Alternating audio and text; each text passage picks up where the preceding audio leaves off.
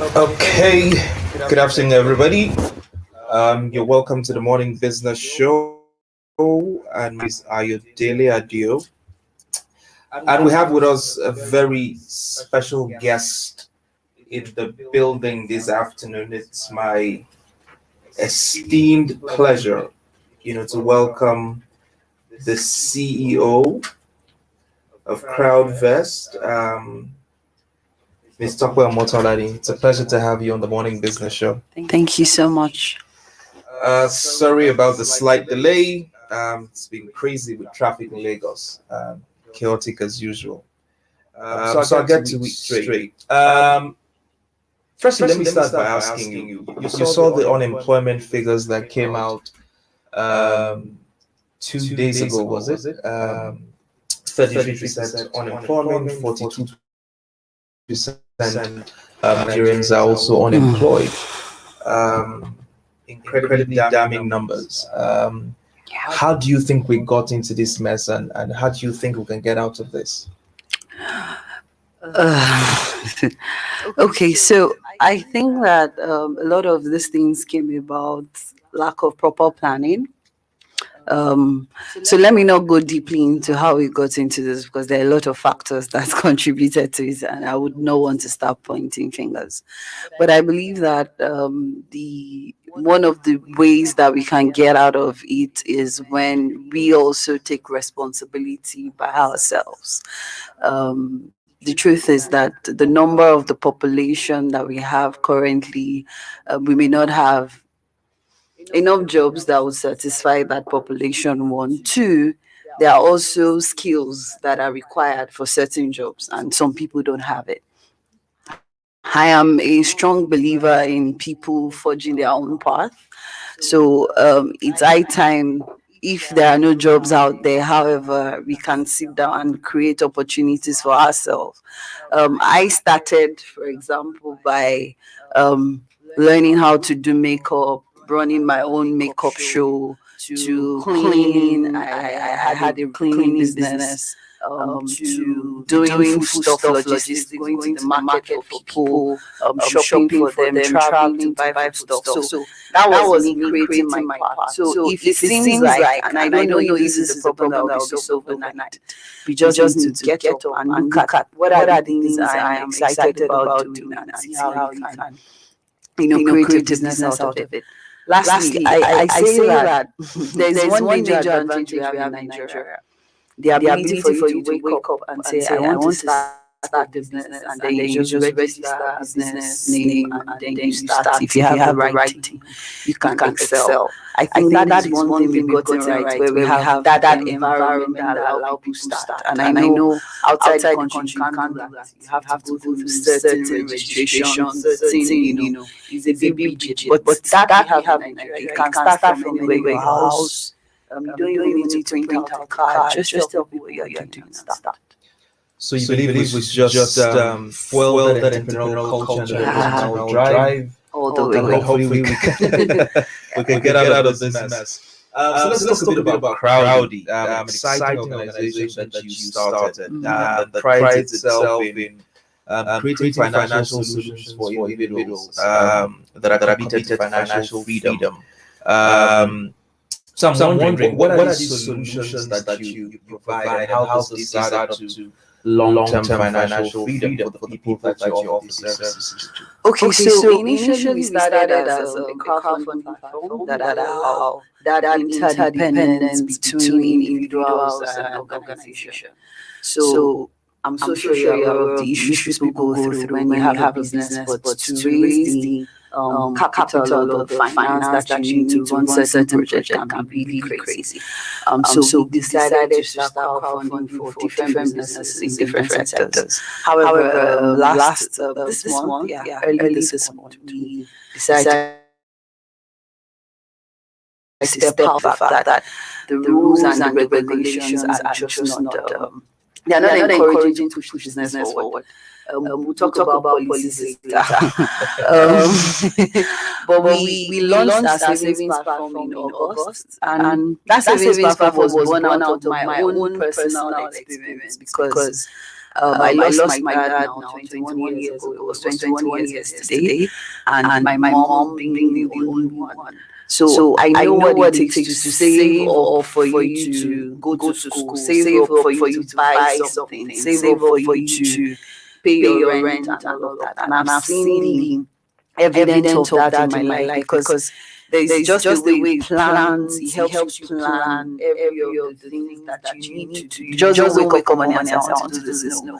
You properly plan for it. You know that I'm going to need 500K in the next 6 months. You start putting monies together. But then in my own case, it was the, doing a job or looking for people that I'm saying, okay, let me give this money to you so I don't touch it. So when we started Crowdyvest, it was an opportunity to launch that because I can see how that has affected my life and how I've been able to achieve major life goals and decisions based on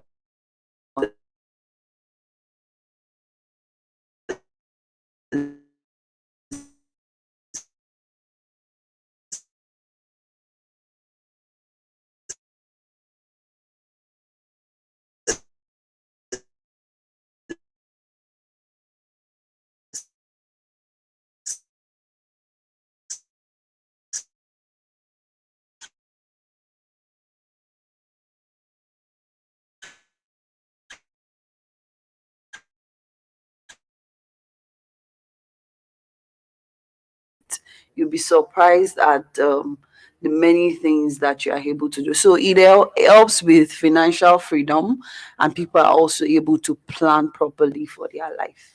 I mean, it's incredible that you place a premium on savings, especially at a time where a lot of fintechs, a lot of banks, commercial or otherwise, um, are just churning out loan products. They're just in your faces. Every time you read a text message, somebody's asking you to get a loan. You're reading billboards, get loans, get loans, get loans.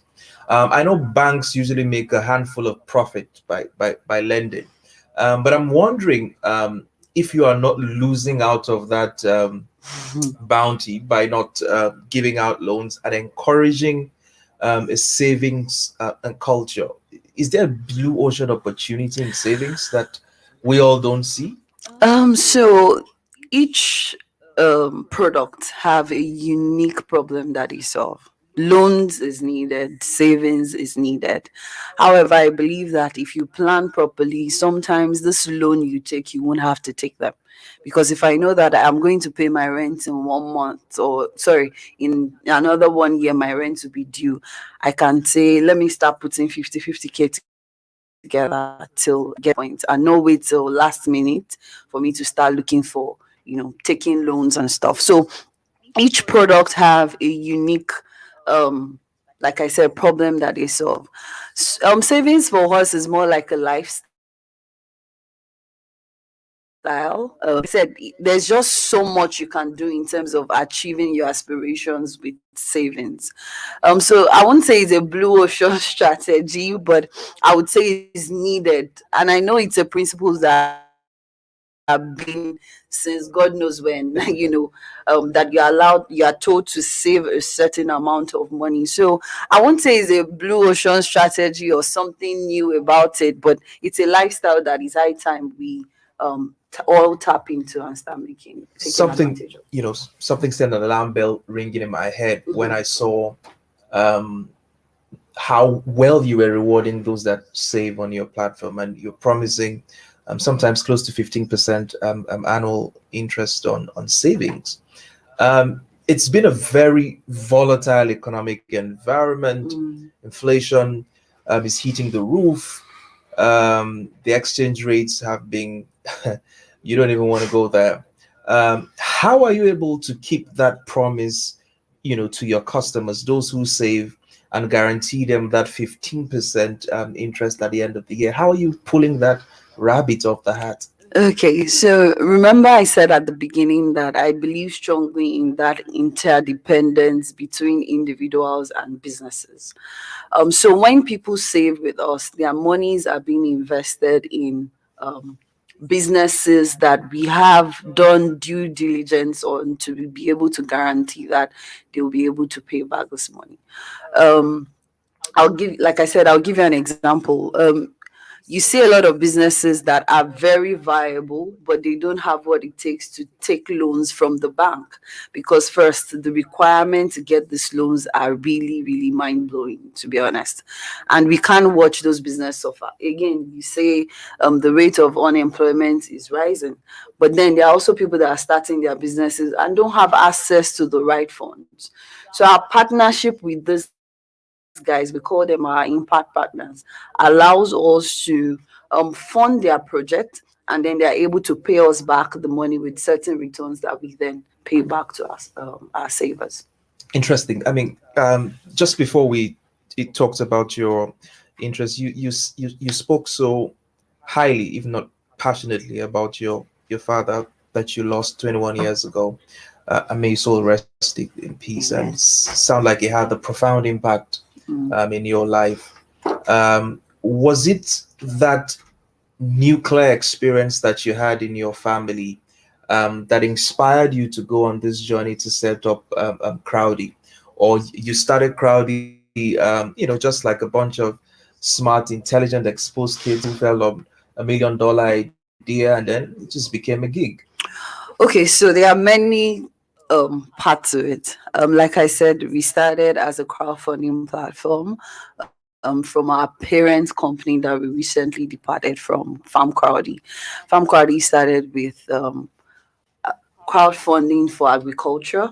And we decided to separate it to say, okay, beyond agriculture, there are other sectors that need to access, the capital and the funds that we are raising. So we decided to start crowdfunding for other sectors beyond agriculture. Um, so since we set up Crowdyvest to then be like a fintech platform in the initial stage, it was an opportunity for me to say, okay, I've always been passionate about this thing. Let's go ahead and do it because, like I said, I know how saving saved my life. That's the line I use in the office. So it was birth out of that, but Crowdyvest did initially start as a savings platform. It was after a while that we decided, okay, this is a good time to do this, and we Sounds started. like an incredible tagline, how saving Saving saved saved my my life. It's life. an Yeah. incredibly good story to build a business around. I'm thinking here, if you started out save as you didn't start out savings, you just moved into savings basically. What would you say is the core business of Crowdy? What really is your core business? Okay, our core business is in a small line. I'll just say that it's just about being there in people's lives. We are looking for opportunities where people can save, invest, and also earn good returns. And beyond that, also creating an environment where people know that Crowdyvest has your back. We are looking forward to a lifestyle where you need to pay your children's school fees. Crowdyvest is there to support you. You need to start a business. You have Crowdyvest there. You need to go on a trip, plan your vacation, your accommodation, buy your first car, whatever it is. So it's more or less like we are here fulfilling aspiration. So that's the core business of Crowdyvest. And one major thing that we have been able to pull that connects every other person is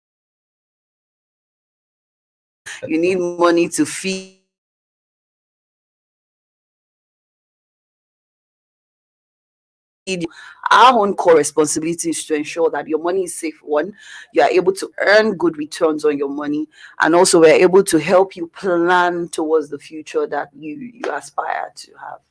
You consistently use the words we help. Uh, it sounds like you're building a community here. You're Yes. passionate about people. Uh, are you saying that without passion and genuine love to help people succeed, you will not be in business? Yeah. So from the initial parent business to Crowd Invest, we are heavy on social impact. I believe that one of the major things that this country may be lacking in one way is empathy, because if there is that, it will come into how we even draw up our policies in the first place. What we do when nobody's watching. Sometimes we call the government and we say they are doing this, but then you need to ask yourself, what am I contributing to the economy as well? So helping people is the heart of what we do, and we believe that if you're able to help people, like I said, plan and also achieve the future that they have in front of them, it just makes the economy a lot better. It makes Nigeria a lot better. It's not all of us that will pack our bags and leave Nigeria. We also have some of us that need to stay back at home and build. And one of the ways to build is to plan. Once you're able to plan and you have the support that you need, being Crowdyvest, you're able to do all of these things. Interesting. I mean, one of the things I like to, when I speak to business leaders and CEOs, um, I always like to talk about the culture of the organization, what kind of culture you're building in internally, and what you want to be to your customers. I always have this debate that many Nigerian businesses don't know how to serve, or they simply are too arrogant to serve when they get big. They become an elephant that is too big to dance. So talk to me about your organizational culture. What kind of culture thrives within Crowdy, and what do you aspire to be to your customers sustainably? Okay, so we operate a family kind of culture in Crowdyvest where everybody knows that you have access to everybody. First is like an open space. We all sit in the same space. So there isn't a special office for the CEO or all the C's and all of that. So we operate an open platform where everybody can, easily talk, easily express yourself. I am very particular about building a healthy environment. A lot of people spend 70% or so of their life in their office. So we have to ensure that that office is a healthy environment for them to be able to grow and blossom. I believe strongly that when people come to the office and they feel this is home, this is safe, I'm working with my friends, I'm working with people that we both believe in a dream, we both believe in a vision, and we are driving this together, it's easy for them to easily express themselves. So that is what we run in Crowdy. We have this every Tuesday conversation that we have in the office where people are allowed to say anything they want. What's working? What's not working? What can we do better? I strongly believe that. I know because of our culture here, there is that, permit me to say, Kabiyesi style, the Yoruba, where it's like an hierarchical style. Nobody can question you because you are the boss or you are the line manager. But that's not what we run. Because sometimes, see, the CRM person that picks up the phone listens to the customer, understands what that person really needs. I may say, oh, I've designed a product, guys, go and sell. But they know how to sell better. They know the problem that may be that I may not be able to see because I'm not working in that unit. So I feel that is one major error a lot of business owners, commit, because we just feel that it's my thing or I own it. You can't tell me what to do. No. But what we do is, I love it when my team members come to me and they say, Doctor, this thing is not working. Let's try this. I believe that we are all growing together. So it's an inclusive environment. It's a free communication environment. It's a happy-go-lucky, chilled, and people that are excited that they are contributing their quota every day to ensure that people's lives are better, really. For our customers, what we want them to say about us is, I love businesses that I have created or worked in. It's just about solving problems, adding value. You must be able to see us as adding value. We shouldn't be creating more problems for you. We should be adding more values to you. So um, it's crucial for us that they see us in that light and know that, okay, whenever I go to crowd events, this guy just solve my problems. This guy just gets me.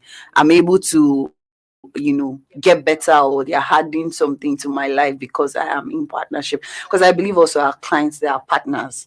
Um, Also, we run that platform where people can easily share their ideas. I love it when we see on Twitter or on Instagram when someone says, Crowdyvest, why not try this? I love it because I'm like, they get it that we are all, in this ecosystem trying to build something beautiful. So it's an amazing space, and I am so grateful that they entrusted one of their most priceless possession, which is money, because money, even the Bible says money is, you know, Yeah. your priceless possession, your heart. So for people to entrust that into our hands and trust that we'll keep it safe, it's the best I thing mean, we can get from them. we'll talk about a responsibility in a minute, but just to double down on the culture that you're building internally and how you're serving your customers diligently.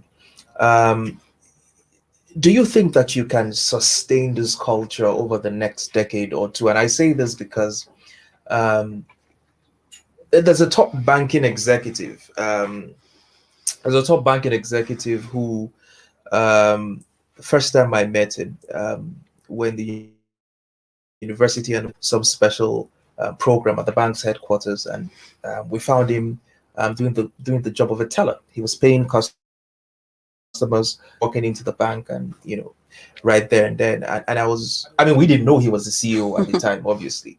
It was when they were meeting with the team and he was introduced as the CEO, and I was like, wow, CEO of a bank, doing the job of a cashier and all of that. And we found out that it was a culture where every Wednesday or so, top executives do the jobs, of tellers, customer service officers. Um, that executive is no longer in that bank. The bank is still, you know, thriving today, but that bank has taken a beating over several months recently. It's being arrogant towards its customers. It's treated most of them with disdain, if you'd like. How did they? And I'm shocked that they lost culture that experienced before, and that's why I'm asking you if Crowdy is going to be able to maintain this culture, or when it gets too big, it forgets how to dance. So I'm a strong believer of this thing that says you don't build culture around, you don't build system around people, you build system. So if you are there or not, they can take up that role and continue in it. I'm a strong believer of it. One thing also that I keep echoing to my guys is, why are we doing what we're doing? It's very important for each and every one of us to be able to step out, and maybe our client sees us somewhere and says, "So thank you so much for what you're doing." The truth is that we may not also all share the same mindset, but the more we keep repeating what our values are, what our goals are, what we are trying to achieve, and we just keep putting it in everything we do, is either people fall in or they fall out. One of the things I try to do as well is to ensure that after um, everybody that we're trying to recruit goes through all the recruitment process, they meet with me, because I want to see your cultural style. Okay. And I ask funny questions like, what do you do for fun? What do you like to? Where do you see yourself in 10 years? Take off the fact that you're talking to the CEO, just chill. Let's have fun. Let's gist. So I gist with them. Like, where do you see yourself? Because I'm able to look at you and say, okay, you will understand what we're trying to do, and you're able to, fit in into that role. So it may be a personal vision in the beginning, but I love the fact that I can see in how even our people treat the people in their team, how they lead them, and they are passing that same message across to say we are about empathy. And if you are selling empathy but you can't see within the team, then there's probably are hypocritical in the first place.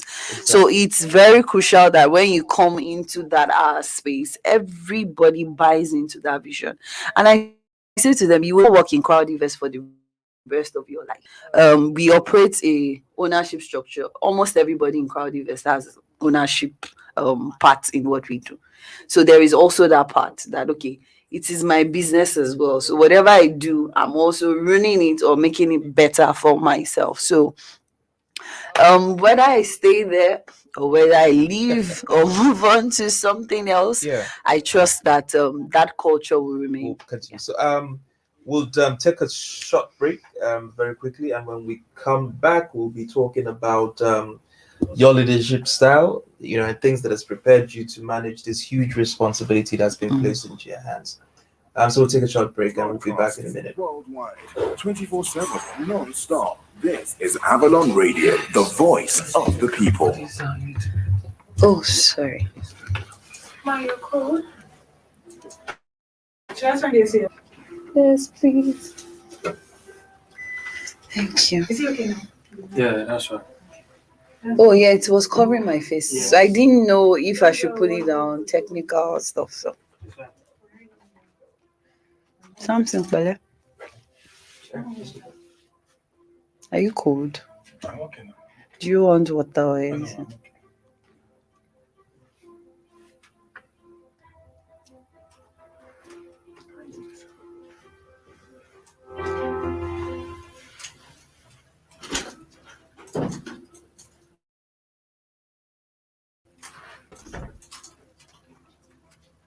Worldwide, 24/7, non-stop. This is Avalon Radio, the voice of the people.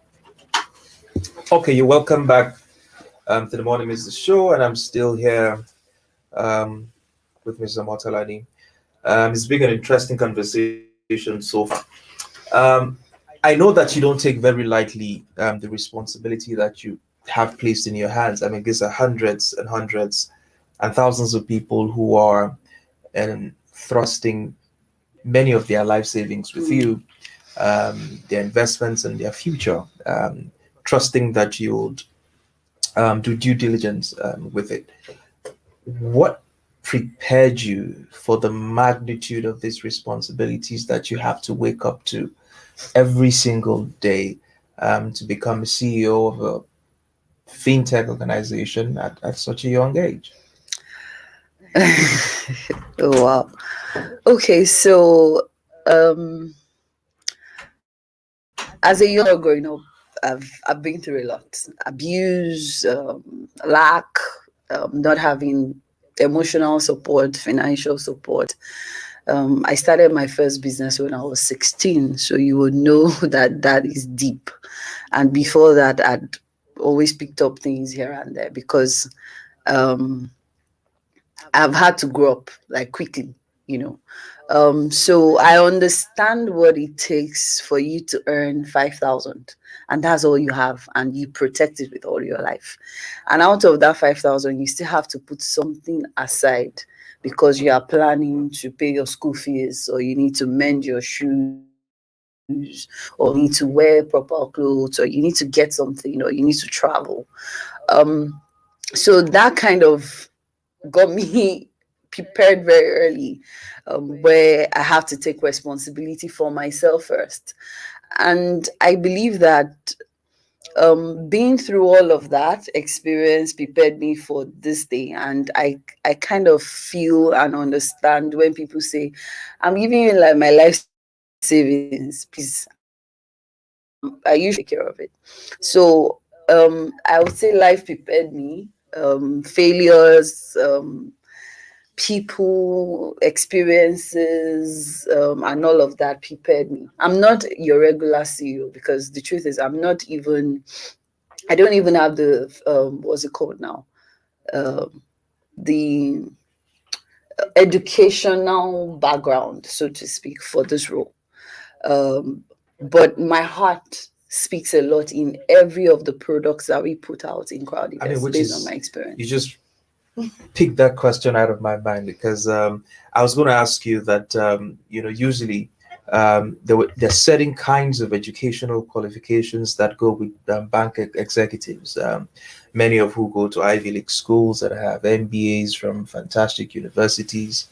For you, is it passion and brains that is driving this and brings this stellar leadership out of you, or you have some sort of a support system that helps you produce the kind of results that you produce, which is hiring the right kind of management team around you and building an incredible board that supports you to deliver on these results? What exactly is the magic here?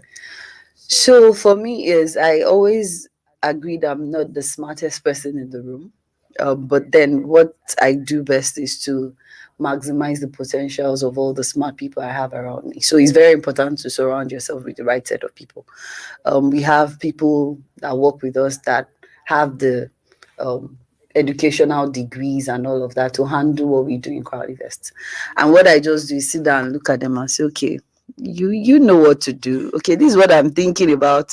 So tell me, am I right to do this? The legal team, like, this is the idea I have in my head, and they know me. I enjoy the process of creating products. Okay, so how can we create this? And by the time I'm voicing out my heart, I'm like, oh, Doctor has started again. But then they sit down and look at it. The tech guy knows that, okay, for us to build this, we need to have that. Our finance team knows that, okay, we need to get this sorted. The legal team knows that, okay, we need this. Marketing knows that. So what has helped me is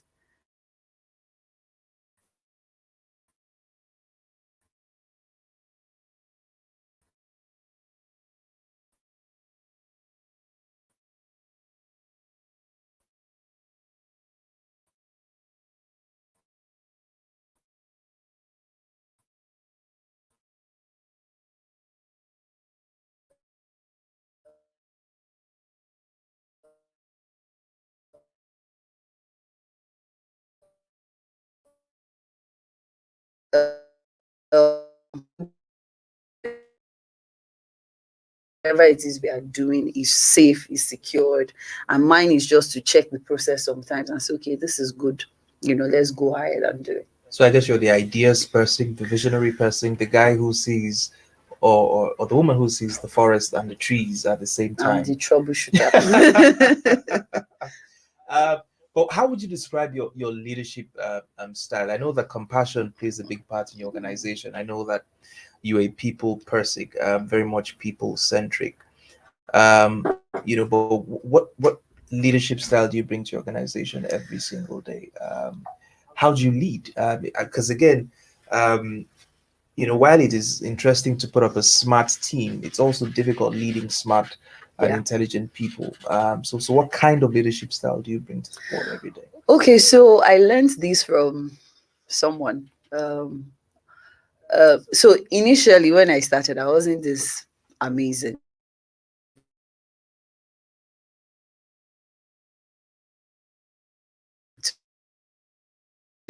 To be honest, the thing he does is he sits down and listens to everybody, even the smart. Sometimes you're in meetings and then the finance guy says, the clinical says that we cannot do, and then he just listens to everybody, and from listening he's able to properly deduct what to do next.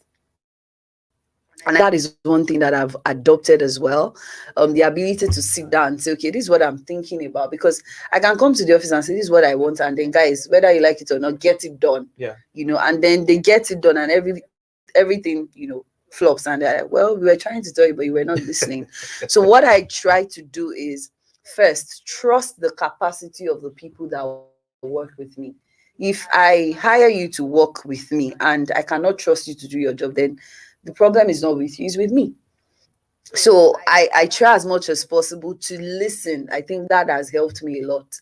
I listen to them and say, okay, oh, and they say, this one is not possible. And then what I then see is, okay, what loopholes are you not covering? And then I come at you with that and say, okay, what if we do this? Oh, what's that? And it goes, okay, maybe it will work and all of that. And before we know it, we're able to churn it out.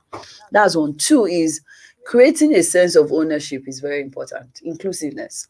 Now, when we build a product, it's my job to ensure that it moves from being my own vision to everybody's vision, where the product person can take it on board and sit down and say, this is what we are trying to do. And it moves from I, or it moves from Tokwe to we are trying to build this.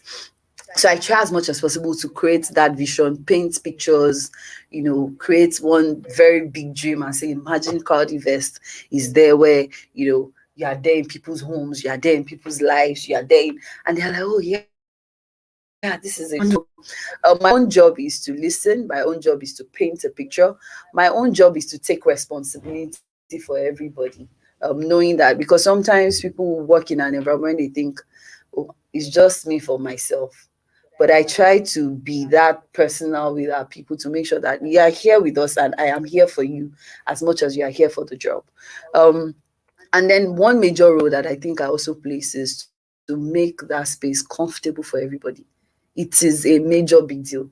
When you are coming to work and you're happy, like I'm going to the office, like it's a big deal. It gives me a lot of pleasure, knowing that I'm able to create that environment for people, for them to do what they want to do. I'm here sitting wondering what keeps you awake at night. Is it the fear of failure, or it's the possibilities in the future? What keeps you awake at night? I'm not afraid to fail. Interesting. That's one thing. I'm never afraid to fail because I believe that when I do something and it doesn't work out well, I can do it better. So I just learn and move on.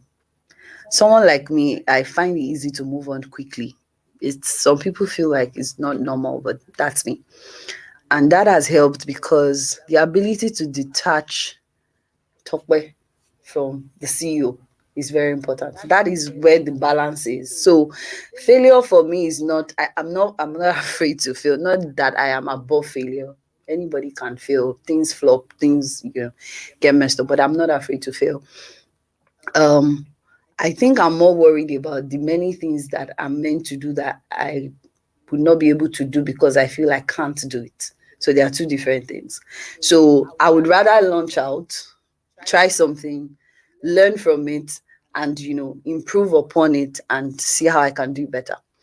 What keeps me awake at night is I just want to ensure that whatever it is we are doing,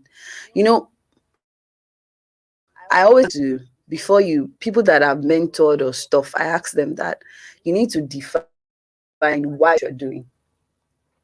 Awake at night is the why. How do we get to it? Because if why I'm doing what I'm doing is to ensure that someone's life is better, then how do I make sure that someone's life is better? And also checking myself, because there are so many times that you get drowned in the noise if you're not careful. Yeah. So I try as much as possible to check myself and say, okay, Tokwe, are you still walking on the ground or you're walking in the sky? And check myself to ensure that every decision is not personal. Every decision, I'm objective enough to know that, okay, this is why I'm doing it. And if someone comes up to me in the team and say, I don't think we should do this, I'm humble enough to take it and say, okay, separate yourself from this thing. Look at it objectively. So those are the things that keep me up at night. Like, how do we get to these things? How do we make it better? How do we make it safer? How do we make it easier? How do we, partner with the right set of people? How do we, I don't believe in competition is good, no doubt, but then I believe in collaborations. Who do we collaborate with that helps us achieve these things that we are trying to achieve? So those are the things that keep me. I'm just looking for how to solve the problems. Interesting. And, make life So we have better. like 5 more minutes left. So I'll run through the the questions I have left. So many I want to ask you.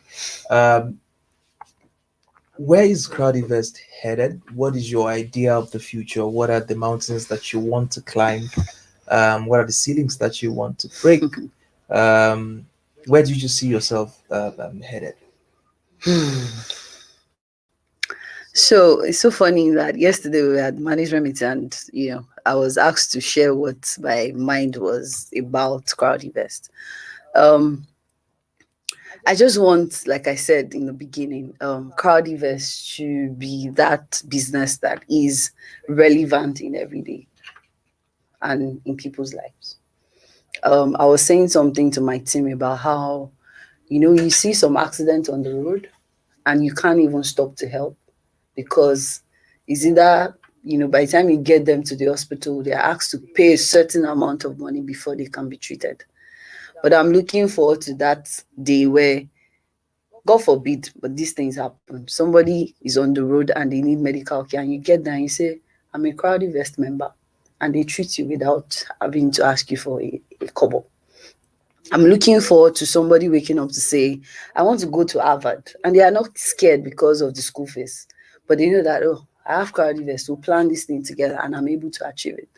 So, the next 5 years is or 10 years, or the future for us is me seeing us being able to have enough partners that we can achieve this thing because honestly we can't do it by ourselves. Yeah. We need to onboard the right partners that also buy into the vision of what we are doing, and just be there in people's lives. Is there anything you want to see on the regulatory front? What kind of macroeconomic policy, what kind of regulation or deregulation would you like to see that would support to accelerate the growth of your business? So I will try not to be direct. But what I would say is whoever it is that sits down and drafts these policies should also properly sit down and think about what value am I adding or what value am I taking away from people. The truth is, this is Nigeria. This is our home. Is as much as I get it. People travel to other countries thinking it's better there, and I would not blame anybody that carries their bags, because the moment home feels like hell, I pick my bag and go to where I'm comfortable. So my own feedback would be that whoever it is that is writing that policy, just think about the future. Think about the many thousands and millions of people that these policies are going to be affecting by the reason of putting down this policy. For me, I feel like some of these policies, there is a lot of lack of thoughtfulness. It seems like take care of now or take care of somebody or some set of people. And I'm like, this policy in the next 5 years, what is it going to be doing? If your children are here, how is this policy going to affect their life? Or do you write these policies thinking, well, my children are not here anyway, so we'll all be fine, or my family members are not here? It's high time they stop doing that and put the policies in such a way that you are even sometimes I feel that are being put in place without proper communication or conversations about it. If you're asking me about the fintech space and you want to put down policies around that space, I think you should come and have conversations with me and say, Madam, babe, how far? Yeah. How can this thing help you achieve the things? Because my plan is to make my nation better. My plan is to make life better. Yeah. So you should ask me and say, okay, what can I do to encourage and help you do these things better? Don't put policies in place that will make me wake up one day and say, well, they are not my family. Everybody will be fine. Let me just shut down and run away. So whatever it is that needs to be put in place, I know those measures are also put in place to protect people. I get it. However, let us just be futuristic in whatever it is we are designing. Great. So, final question. I know that many people will say that we're consumption people. We like to consume.